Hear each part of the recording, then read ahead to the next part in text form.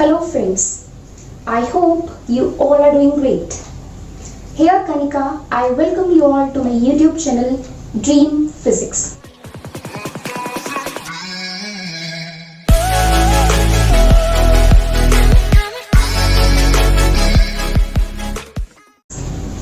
हमने पिछले लेक्चर में 11th क्लास का चैप्टर फिजिकल वर्ल्ड की स्टार्टिंग की थी। उस चैप्टर में हमने पढ़ा था what is physics. It is simply the study about nature and its phenomena. उसका स्कोप क्या है, how other sciences are related to it, how it leads to the development of technology and society. अब हम आज का topic अपना start करते हैं बहुत ही बेसिक टर्म से साइंस की, that is force. So today's topic would revolve around this term, that is force. Force क्या होता है? फोर्स को इस तरह से डिफाइन किया जाता है कि ये एक फॉर्म ऑफ पुश और पुल है। इट इज व्हाट, ध्यान से समझिएगा, फोर्स क्या है? एक पुश या फिर एक पुल जिसकी वजह से क्या क्या हो सकता है। इट इज अ पुश और अ पुल जिसकी वजह से क्या क्या हो सकता है। एक बॉडी जो कि रेस्ट पर है, if this is a body it is at rest, मैं इसको पुश या पुल करके, मतलब इसके ऊपर फोर्स, ये पुश और पुल अप्लाई करके इसको मोशन में ला सकती हूँ।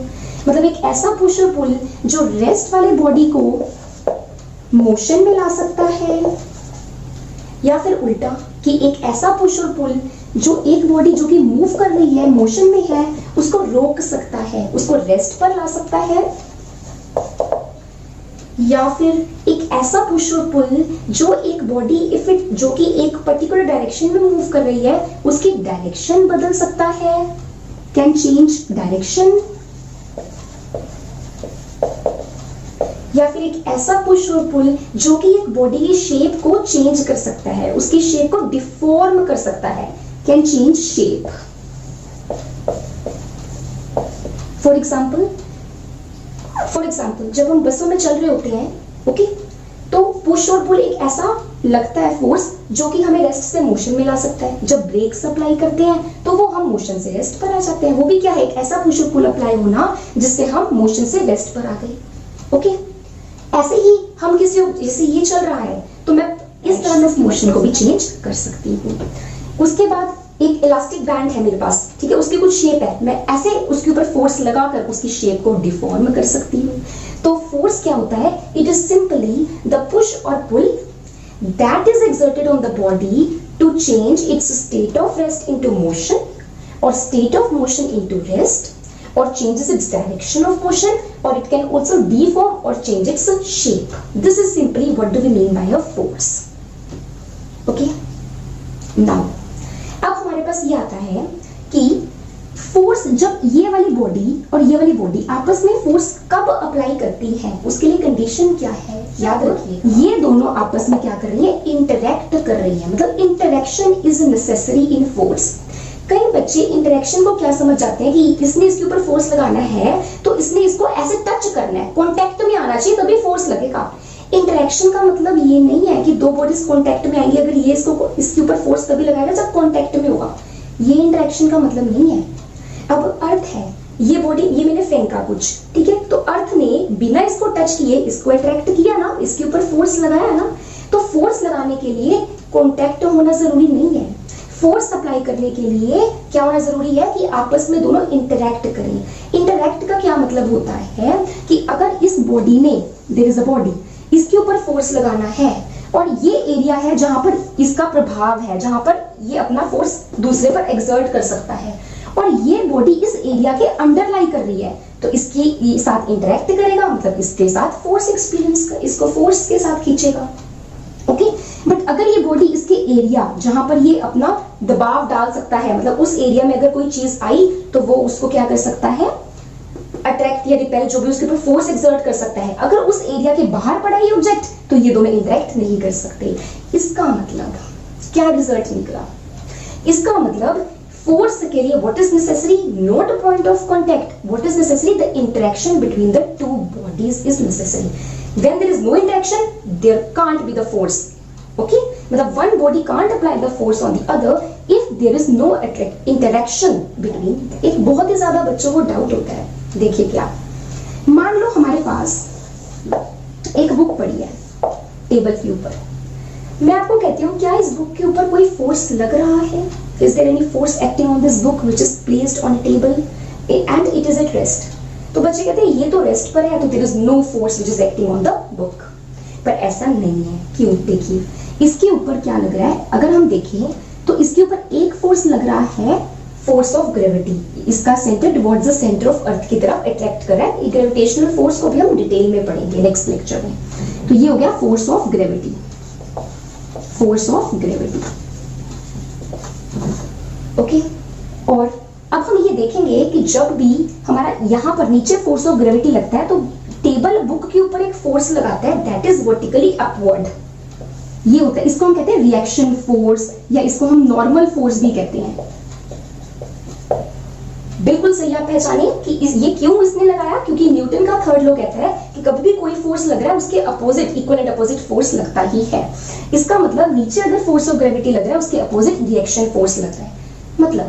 मतलब इस बुक के ऊपर फोर्स तो लग रहा है, हम ऐसे नहीं कह सकते इस बुक के ऊपर कोई फोर्स नहीं लग रहा। There is a force which is acting on the book, that is force due to gravity vertically downwards and reaction or normal force that is vertically upward.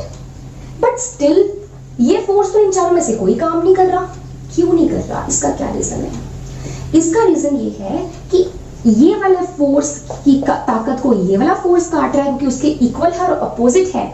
ये वाले फोर्स की ताकत को ये वाला फोर्स काट रहा है। ये उसी प्रकार हो गया कि दो भाई बहन लड़ रहे हैं एक चीज के पीछे, जितनी ताकत से वो चीज खींच रहा है उतनी ही ताकत से दूसरे वाला भी उस चीज को खींच रहा है, तो वो चीज कहीं नहीं जा रही। इसका मतलब हम ये नहीं कहेंगे उस चीज के ऊपर फोर्स नहीं है, दोनों तरफ से फोर्स है, पर फिर वो मूव क्यों नहीं? क्योंकि उसके ऊपर जो नेट फोर्स है, जो बैलेंस्ड फोर्स है, वो जीरो है।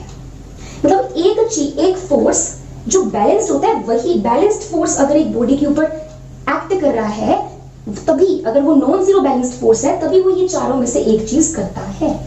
अब इस केस में there are two forces acting but they are balancing each other, so the net force acting on the book placed on the table is zero and hence the book is not moving. Okay, तो forces जो है उनको हम दो main categories में broadly divide कर सकते हैं। कौन कौन सी कैटेगरीज? वो फोर्सेस जो कि कॉन्टैक्ट फोर्सेस कहलाते हैं, मतलब वो फोर्सेस जो एक बॉडी दूसरे बॉडी पर तभी एक्सर्ट करेगा जब उनके बीच में कॉन्टैक्ट होगा, पॉइंट ऑफ कॉन्टैक्ट होगा। Contact is necessary for a body to exert a contact force to the other body. इसमें physical contact is necessary. Okay, now forces, second kind of forces that are the forces that are acting from a distance. मतलब here the physical contact is not necessary.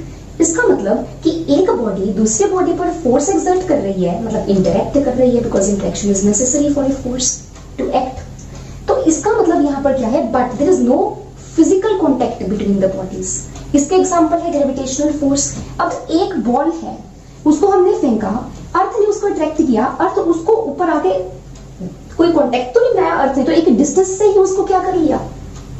Attract कर लिया। तो ये हो गया मेरे पास क्या? The force that is acting at a certain distance. There is no physical contact, but here the physical contact is necessary. और इसका एग्जांपल होता है applied forces. For example, अगर मुझे इस पर कोई फोर्स अप्लाई करना है तो I have to make a contact with it. Second हमारे पास होता है force of friction. Force of friction के लिए भी अगर मैं इसके ऊपर चला रही हूँ और ये सरफेस और इन दोनों के बीच में फोर्स ऑफ फ्रिक्शन है, क्यों? Because there is a contact. Force of friction के लिए contact is very much necessary. Okay, whenever there is contact, the force of friction comes into play. Air resistance is another example. Now, इसका एक और example देखते हैं, forces acting at a distance.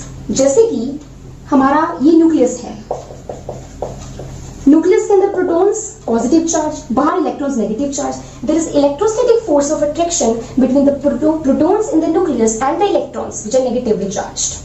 Protons are positively charged. So there is electrostatic force of attraction, but there is no contact. So this is also the example of the forces that are acting from a certain distance.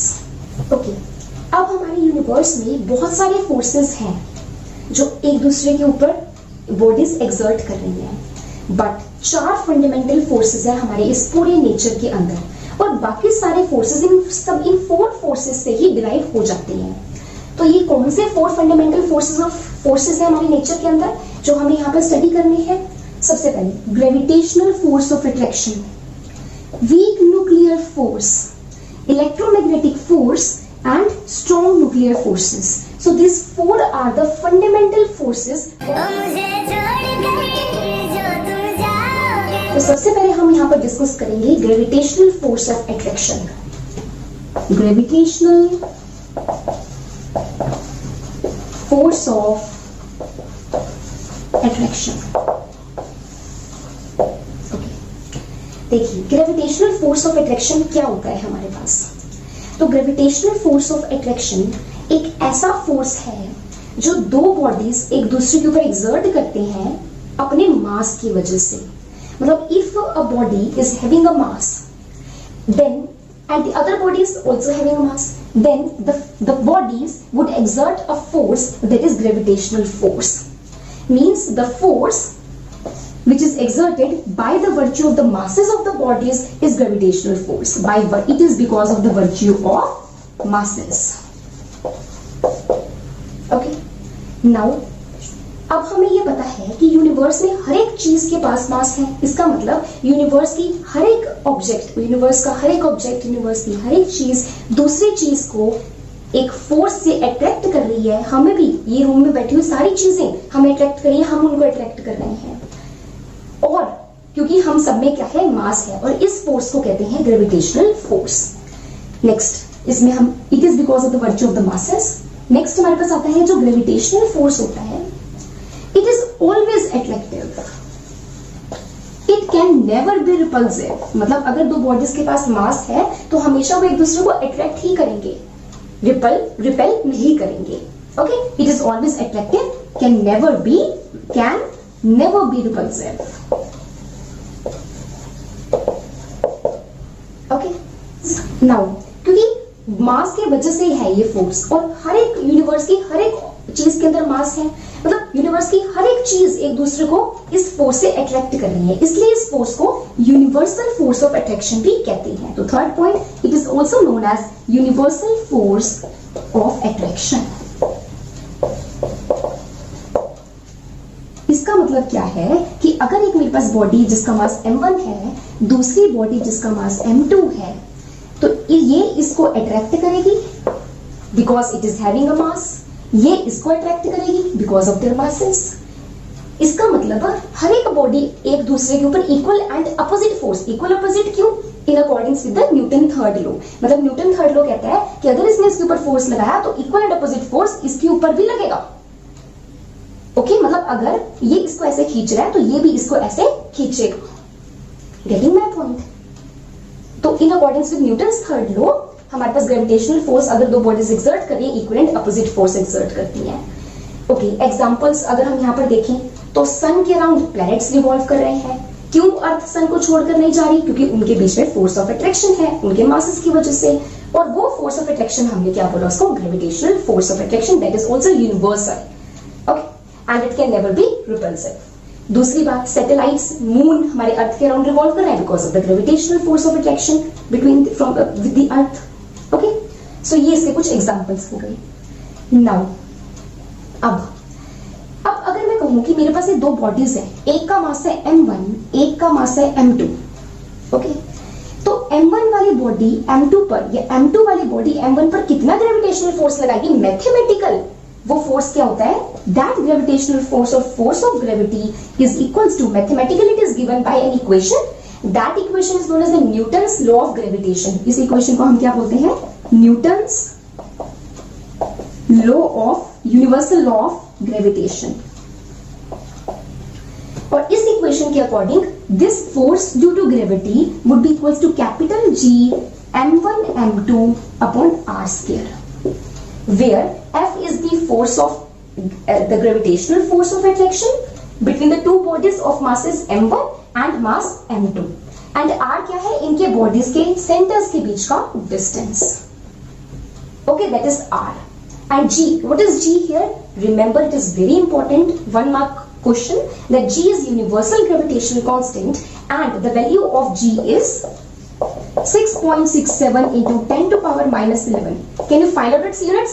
कैसे find out करेंगे इसकी unit? देखो, इसके unit है Newton, इसके unit है metre square. अगर हम सीजीएस की ना बात करके एमकेएस की बात करें, हम यूनिट्स पर भी जाएंगे तो हमें पता है फोर्स के यूनिट्स होते हैं न्यूटन, डिस्टेंस के होते हैं मीटर, आर स्क्वायर है तो मीटर स्क्वायर, और मास के यूनिट्स होते हैं किलोग्राम, तो इसका किलोग्राम दोनों का किलोग्राम स्क्वायर।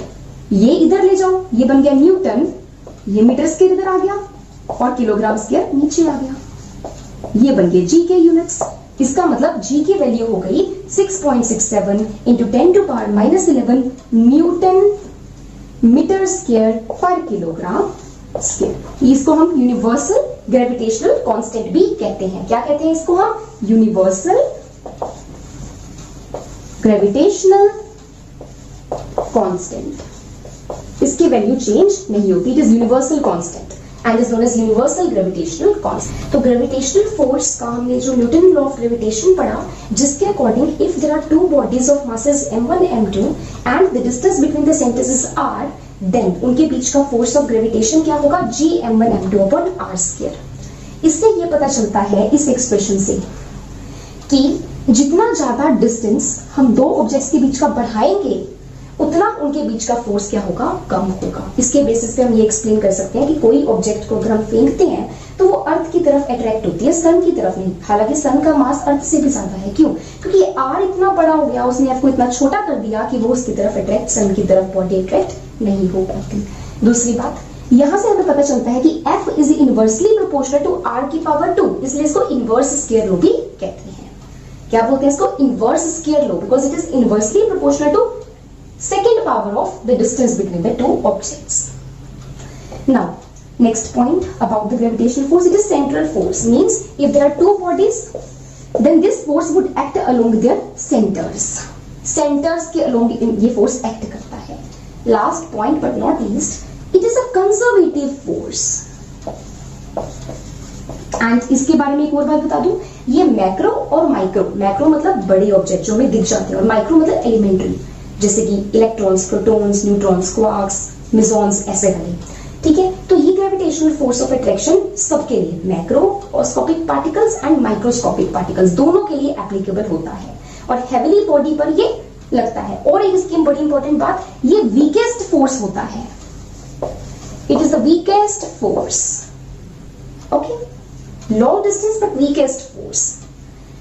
कंजर्वेटिव फोर्स है ये। कंजर्वेटिव फोर्सेस कौन से होते हैं? ये कॉन्सेप्ट बहुत इंपॉर्टेंट है और ये बहुत यूज होता है आपका 11th-12th में।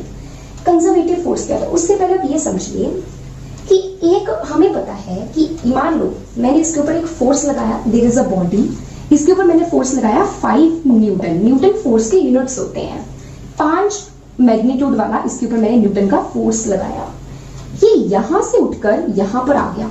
ठीक है, मैंने इसके ऊपर फोर्स लगाया 5 का, ये यहां से जाकर वहां पर पहुंच गया, फोर्स लगाया, डिस्प्लेसमेंट होगी। ये जो इसने डिस्टेंस ट्रेवल किया, मान लो वो 2 मीटर्स डिस्टेंस ट्रेवल किया। ठीक है, तो वर्क डन क्या हुआ? वर्क मतलब इस फोर्स ने कितना काम किया, उसका फॉर्मूला होता है वो फोर्स जो आपने अप्लाई किया है एंड डिस्टेंस, उस फोर्स की वजह से जितना डिस्प्लेसमेंट हुआ उसको मल्टीप्लाई कर दो। यहां पर क्या है? Force 5, displacement 2, it would be 10 newton metre.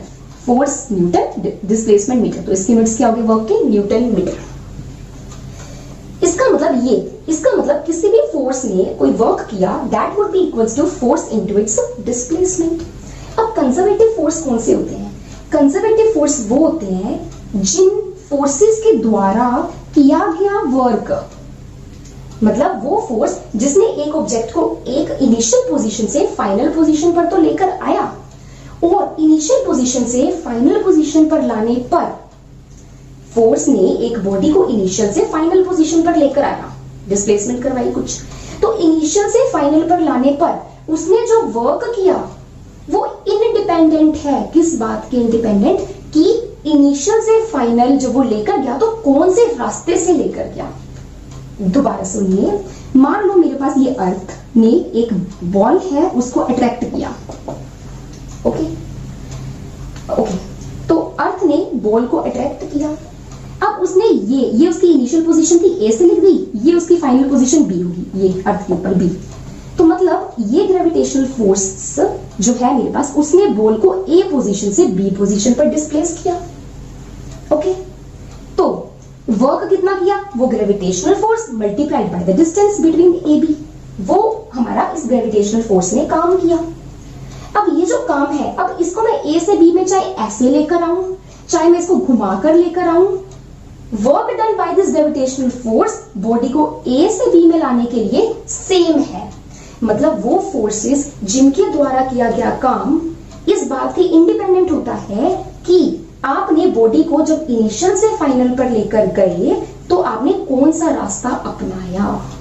वो फोर्सेस जो इस कंडीशन को सेटिस्फाई करते हैं वो होते हैं कंजर्वेटिव फोर्सेस।